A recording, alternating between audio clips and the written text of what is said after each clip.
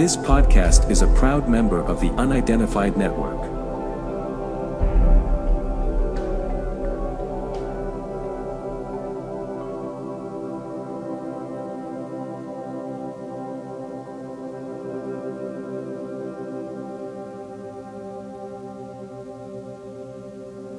Hello everybody, I'm two-time award-winning YouTuber Shane from Shane's Craft Beer Review, and you're watching CFZ TV.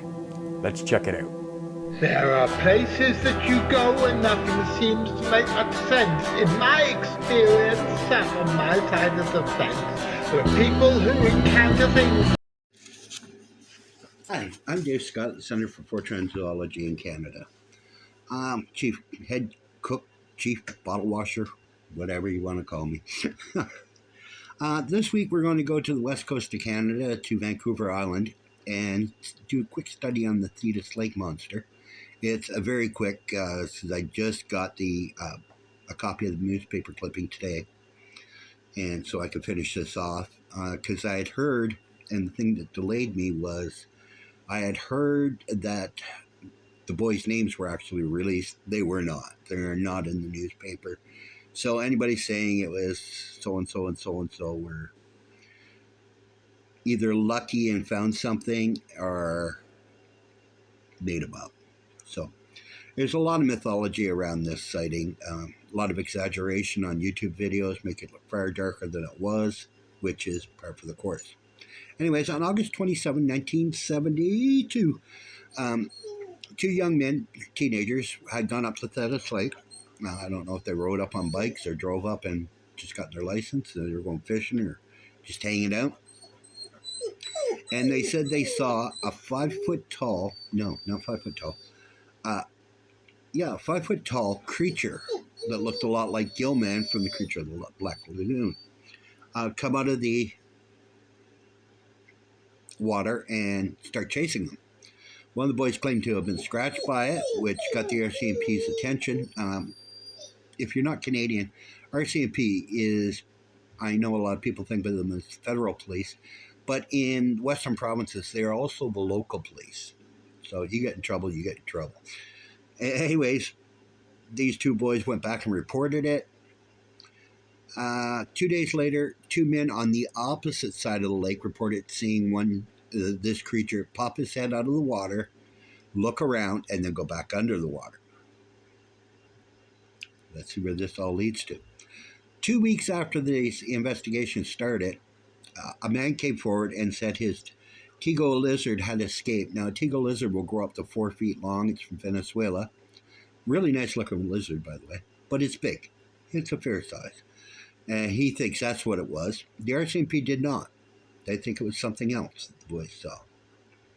Well, shortly thereafter, he was saying the Tigo lizard, and the RCMP said no, it wasn't. One of the boys came forward and said, "We lied. It was all made up.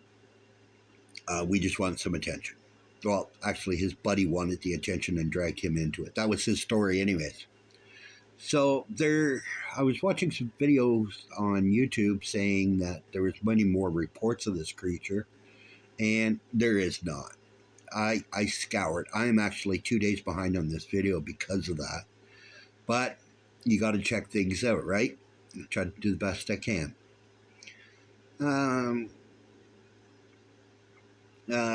Other than that, there's been no more documented sightings of this creature at Thetis Lake. So, let's head to Cabbage Town in Toronto. Cabbage Town is an old neighborhood in the city of Toronto, built on top. Well, it's one of the first neighborhoods built. It's built on old waterways. The old waterways were just encased, tunneled in, and they continued their path down to Lake Ontario. Toronto did realize the importance of having fresh water to go through and also not come up on the streets and flood things. So the creeks and that are still under the city of Toronto and riverways. A man named Ernest, he did not want his last name used by the Toronto Sun, who investigated this, in August of 1978, was raising a litter of kittens with his wife. Excuse me, I've been sick for quite a while. Anyways, one of the kittens was missing, so off he went looking for it like a good man he was. He found a tunnel that went under the ground that people had reported hearing strange noises from for some time. He walked in about 10 feet and was met by a 5 foot tall, 5 foot wide creature with red eyes and that told him to go away, go away. He took the advice and he scooted. Well, he didn't tell anybody about this except for his wife and a couple of close relatives. Well, one of his close relatives told somebody else, and they told the Toronto Sun. The Toronto Sun showed up on his door and asked him to please tell the story. So he agreed, as long as he didn't use his name. That's where that comes from. He did go down with some reporters and a team from the Toronto Sun under the ground, and they did find a dead kitten. It was so badly mangled they couldn't tell if it was the kitten that he had been looking for or another kitten that had been swept into the sewers by rain and street cleaners and whatnot. So it gives some credibility to the story, though, that his kitten had gotten in there and gotten eaten by this thing. Algonquin Indians who settled that area long before the city of Toronto have myths of a creature that roamed the waterways there. So, is it a remnant? I did just watch one before I recorded this. It was really funny. It was like UFOs under Lake Ontario, and that was an alien. And don't make things complicated. Don't make your work hard. Things usually are what they are. Bigfoot's North American ape.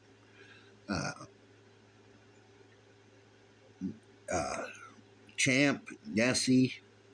I have no idea what they are, but they're flesh and blood.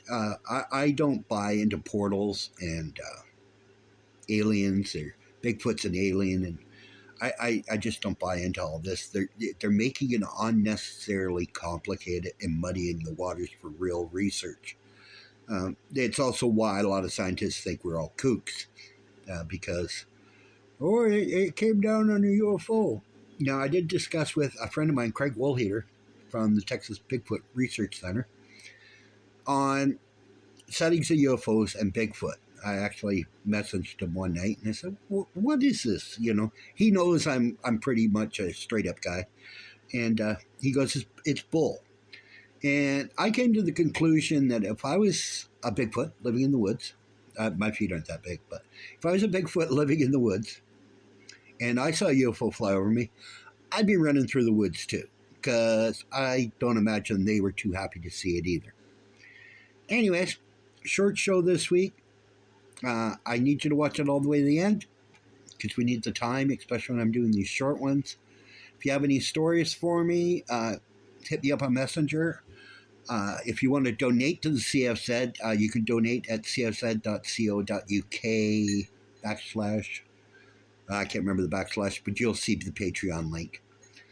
John will see that the money goes to the right offices, and we are looking to replace about 6 cameras this summer, so I could really use your help. I just retired again, and I'm going to try to get some real big.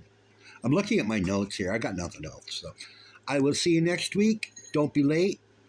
Have a great day.